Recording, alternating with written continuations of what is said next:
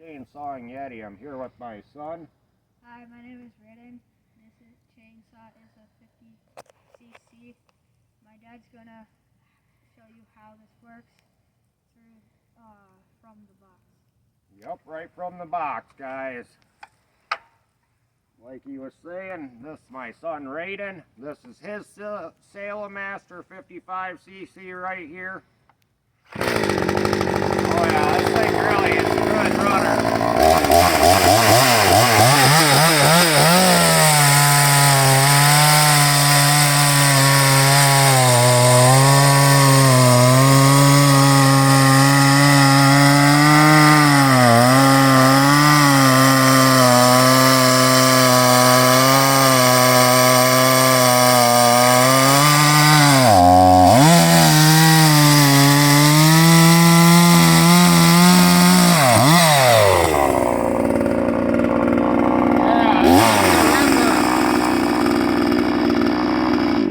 And this straight out of the box. There's been nothing done to this, no tuning, nothing. We ripped it out. We've been cutting with it. There's some stuff over here that we cut up, just some little branches.